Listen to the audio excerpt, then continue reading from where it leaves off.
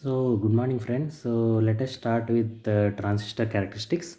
So, before we are starting off with transistor characteristics, I want to discuss the diode characteristics. Okay, we'll learn something new about diode characteristics today. Okay, right. We know the IV equation of a diode. We have derived it. ID is equal to is times e power Vd by Vt minus 1. Okay, where Id is the current through the diode and Vd is the voltage drop across the diode, and Vt is a constant, okay, which takes in the diffusion constant and drift constant. We have seen the physics in the physics of diode. All these things come in. Okay, and whereas Is is called the saturation current or the leakage current, saturation or leakage current. And Right, so in the reverse bias, okay, so id is approximately equal to is, which is a very small value. Okay, we know that it is a in some nanoamps. Okay, and in the forward bias we know that id, okay, this minus 1 has no effect, and this can be in fact approximated as is times e power Vd by Vt. Okay, so if we plot the same characteristics, what do we get? Okay, we get something like this.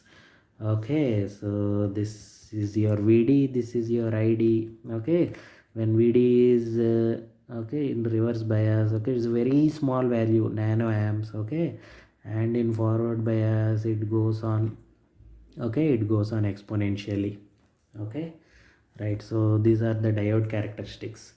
But in order to analyze the circuits more efficiently, okay, we kind of avoided the actual diode. Okay, so these are the actual diode characteristics, and we kind of came up with an ideal diode, okay, with the concept of ideal diode. Okay, wherein we modified the characteristics, like whenever, okay, Vd is greater than 0, okay, we said that the diode was forward biased and we replaced it with a short circuit.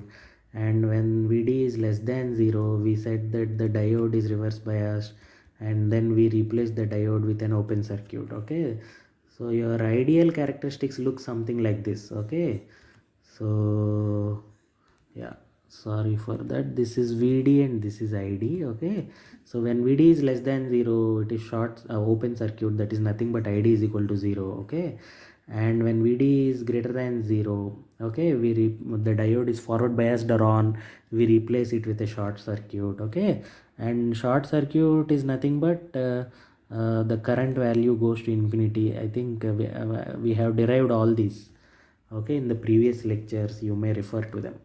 But you see, there is a lot of difference between the ideal diode model and the actual diode model. This is nowhere near, isn't it? Okay, so that is why we come up with another model called the constant voltage model. Okay, you will see why we named it the constant voltage model. Okay, now let me draw the new diode characteristics in the color green. Look for color green. Okay, now I'll take the diode characteristics something like this. Okay, okay, yeah, okay, so something like this. Okay, so what is happening here? So till this point, okay, so the current is equal to 0. Okay, and after this point the voltage is constant. See here, the voltage is constant 0 in this.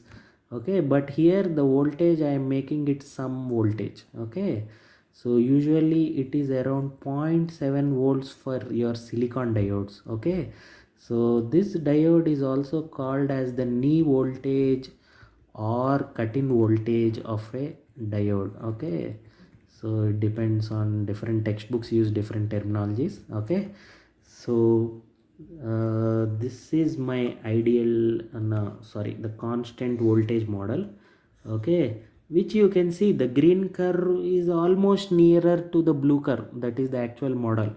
It may not be exactly the same, but it is, you can say that the green curve is much better nearly approximating than the red curve. Okay, the ideal diode model is way away from the actual diode model, but your constant voltage model is somewhat better.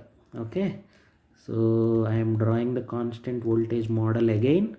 Okay, so I'll draw it in green. Okay, so this is your constant voltage model. Okay, so wherein this voltage is 0.7. Okay, so what this says is, so this region is nothing but your reverse bias, and this region is nothing but your forward bias. Okay, so what is your constant voltage model doing? Okay, so in reverse bias it is doing the same, it is open circuiting. Okay, it is open circuiting, but in forward bias, okay, in forward bias you are replacing the diode with a constant voltage source of 0.7 volts. Okay, see here, this is constant voltage 0.7 volts. Okay, so that is why it is called the constant voltage source model. Okay, and why are we using the constant voltage source model? It is much nearer to the actual voltage characteristics. See, the green and blue are almost there. Okay, it is not so this is not so realistic. The ideal diode is far away from the actual diode characteristics, so that is why we come up with the constant voltage characteristics. Okay, so in reverse bias we replace it with an open circuit, and in forward bias, okay, we replace it with a constant voltage source of 0.7 volts. Okay, so this entire region is now reverse bias. Okay, and this region is forward bias. Okay, so that means, okay, only when Vd is greater than 0.7, the voltage drop across the diode is greater than 0.7, can we say that the diode it is forward biased according to the constant voltage model. And when Vd is less than 0.7, we can say that Id is equal to 0.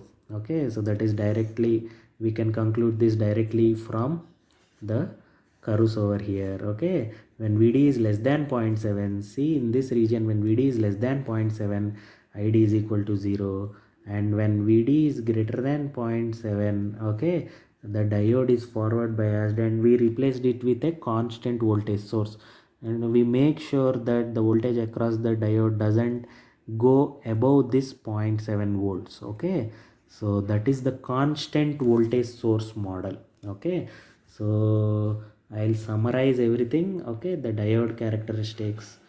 Okay, so let me put the actual characteristics in blue. Okay, so this is my blue curve. Okay, this is my actual characteristic exponential relation. Okay, let me put the ideal diode in red. Okay, this is my ideal diode characteristics, which is far away from my actual diode. And let me put down constant voltage model, it is in orange. Okay, constant voltage model, if you see, okay, it is in orange. Okay, so it is a bit closely related to 0.7 volts. So you can say this orange curve is doing much better when compared to the red curve when you are trying to approximate the diode characteristics. Okay, so this is called the constant voltage drop model. Okay, this is called the constant voltage drop model. Okay, so the major difference over here is, here the diode is not considered to be forward biased until the voltage drop across the diode exceeds 0.7. Okay, this is the major takeaway. Okay, if Vd is less than 0.7, that means Id is equal to 0. And when the diode is switched on, that is when is it forward biased? When Vd is greater than 0.7. Okay, we replace it with a zero point 0.7 volt voltage source. We make sure that this is a constant, and this doesn't go above the 0.7 value. Okay, or when voltage drop across the diode is greater than 0.7, whatever the value may be, we always take it as only 0.7. Okay, so that is why it is called the constant voltage drop model. Okay, so this will help us with better understanding of our transistor characteristics, okay, which I will be starting in the next video.